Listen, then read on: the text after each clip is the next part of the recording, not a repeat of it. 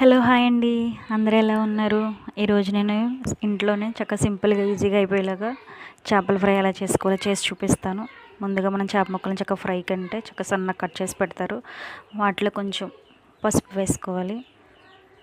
ఎవరైనా చేసుకోవచ్చండి, చక్కగా ఈజీగా చూపిస్తున్నాను. మీరు పసుపు వేసుకున్న తర్వాత కొద్దిగా జీలకర్ర పొడి, అలాగే కొంచెం గరం మసాలా,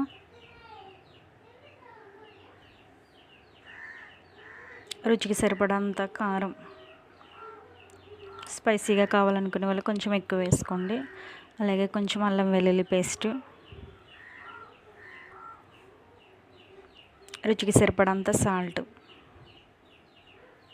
అన్నీ సరిపడంత వేసుకుని చక్కగా చేప ముక్కలకు పట్టేలాగా బాగా కలుపుకొని కొంచెం సేపు పక్కన పెట్టుకుని ఉంచుకుంటే మ్యాగ్నెట్ అయ్యి చక్కగా బాగుంటాయి టేస్ట్. చేప ముక్కలు కలిపేసుకొని చక్కగా పక్కన పెట్టుకోవాలి. ఒక హాఫ్ అన్ అవర్ పెట్టుకోవచ్చు, లేకపోతే వెంటనే ఫ్రై చేసుకునే కొంచెం టైం లేదనుకునే వాళ్ళు తొందరగా చేసుకున్నా కూడా బాగుంటాయి. నేనైతే డీప్ ఫ్రై చేయట్లేదు. చేపల ఫ్రైని ఇలా షాలో ఫ్రై కింద పెనం పెట్టేసి దాంట్లో కొంచెం ఆయిల్ వేసుకున్నాను. ఆయిల్ హీట్ అయిన తర్వాత చేప ముక్కలు ఒకదాని తర్వాత ఒకటి పెట్టుకుని ఫ్రై చేసుకోవాలి.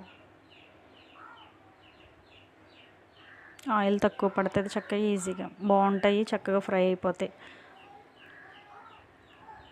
చూడండి చక్కగా ఫ్రై అవుతున్నాయి.